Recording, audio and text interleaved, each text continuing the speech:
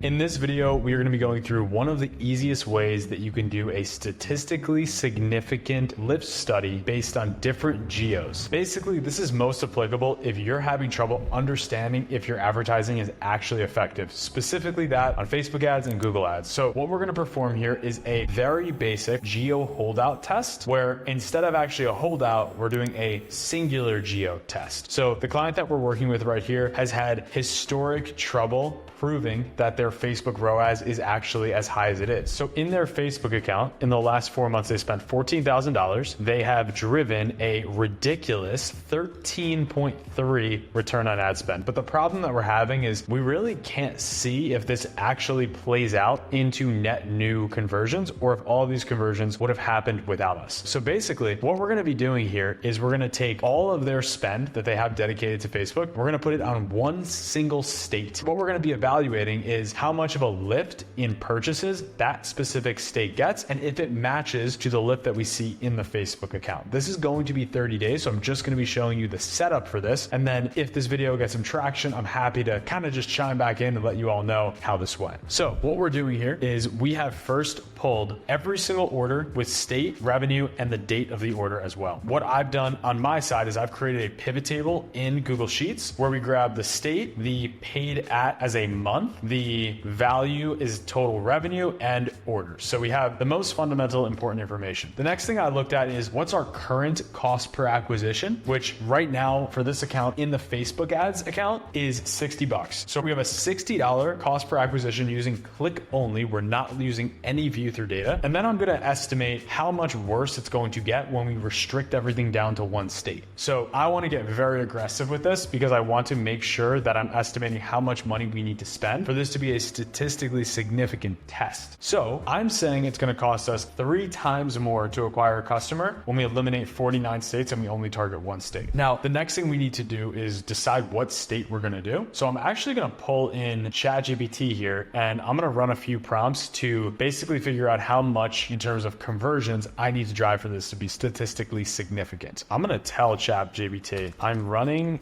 a geo test for a Facebook ads campaign, and I need to understand how much of a lift in conversions is significant enough to call the test a winner. I want the p-value in the stat sig test to be 95%. This means we want the test to be 95% accurate. My current CPA is 60, but I expect the geo test to perform at a 180 CPA. Using the list of states provided below, can you help me determine which states are eligible for the test, assuming I only have a $5,000 total budget in 30 days? And then what we're going to do here is we're going to give ChatGPT this entire step 1, calculate monthly okay. Step 2, calculate potential conversions. So with 5,000, you could afford approximately 27 conversions. We need to distribute these 27 conversions 100% right on step 2, filter to eligible states. So let's calculate eligible states. Conclusion, to ensure significant lift in conversion and stay within your $5,000 budget, focus on testing in the top performing states. Not exactly the answer I was looking for, but I love the steps here. I think this was actually pretty clear and helps me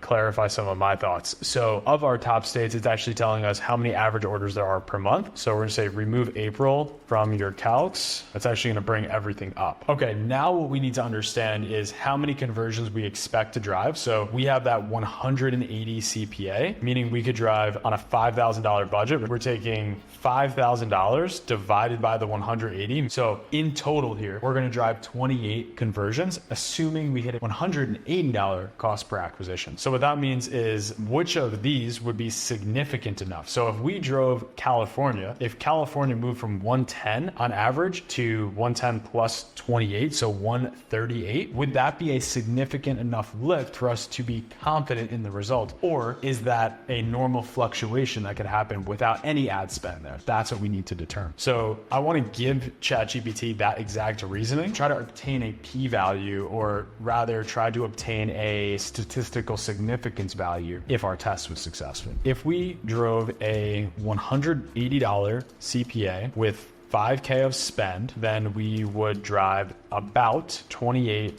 new orders. If we did that for each state, would that be a statistically significant enough lift to evaluate our test? Bang. Wow, that is such a good response. As you can probably tell, I thought that was going in the complete opposite direction, and it actually hit it on the nose. This is like crazy how from my poorly worded sentence, it's able to hit me with this. So I'm gonna break this down. I think this is just a value bomb for anyone trying to understand this. Now keep in mind, like, this is advanced stuff we're talking about. You don't need to do it in this single regard. You could apply tests like this to A/B tests. You could apply tests like this to creative. You could apply tests like this to other geo holdouts or platforms, even if you want to run on one platform or the other platform, or if you want to test a new platform added. There's so many reasons that you could be doing something like this, and I'm going to walk you through this. So what this is saying is it's going to establish baseline conversion, expected conversions, observed conversions, push this into a hypothesis test. So expected conversions is what the state will do without us doing anything. Observed conversions is how many new orders we're going to expect to add to the state. And then it's obviously calculating conversion rate expected and observed. That's clear. And what it's doing, it's determining z-scores. So a z-score is basically the numerical measurement that describes a values relationship to the mean. In really simple terms, it's how different is this in terms of standard deviations from the mean. So this is stuff we kind of learned in like 7th, 8th grade, and we probably totally forgot about, and it's coming back full circle right now. So what this is telling us is for us to be statistically significant right here, we need our z-score to be 1.96 or below 1.96, because that's going to be a certain number of deviations away. I think that's 1.96 deviations away to make our confidence level 95%. Now this is super complicated, but basically for us to be 95% confident in this test, our z-score needs to be under 1.96. Now, as we can see here, as expected, California z-score way too high, Texas z-score too high, Florida too high as well, Arizona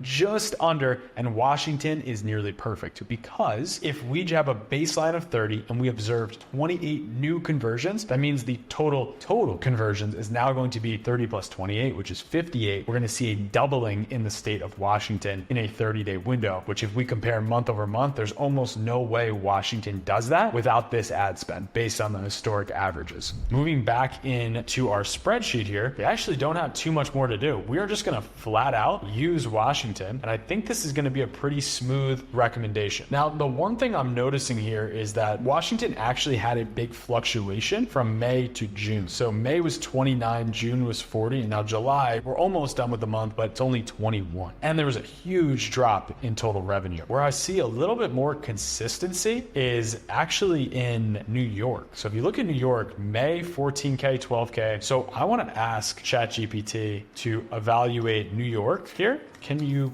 please also add New York to your evaluation, excluding April 0.48 z-score, which makes it slightly above the z-score of Washington, but I like this a little bit better because there was less fluctuations on a month-to-month basis. So what we're actually going to do in practice is within this Facebook account, we are going to create a fresh campaign. It's going to be a sales-based campaign. We are going to run this as a manual sales campaign. Of course, we're just going to name this properly, and we're going to name this Moonlighters New York Geo Test. Pretty straightforward. We don't need to overcomplicate this. We're going to use Advantage campaign budget. We're not A/B testing against anything. Our reporting is defined. And then within our ad set, this is the only setting you really need to know. So we're going to call this New York Geo. And we are going to go make sure all our pixels are set properly. We're going to change our attribution from 7-day click, 1-day view to just 7-day click, because this is a click-based test only. We're actually going to move down to Advantage Plus audience here. And we need to change this to switch to original audience. If you don't do this, it's going to see New York and it can go beyond New York, which completely eliminates the need for any sort of test like this. So we're going to click use original audience. We're then going to change our location. We're going to remove the United States completely, and we're just going to take New York State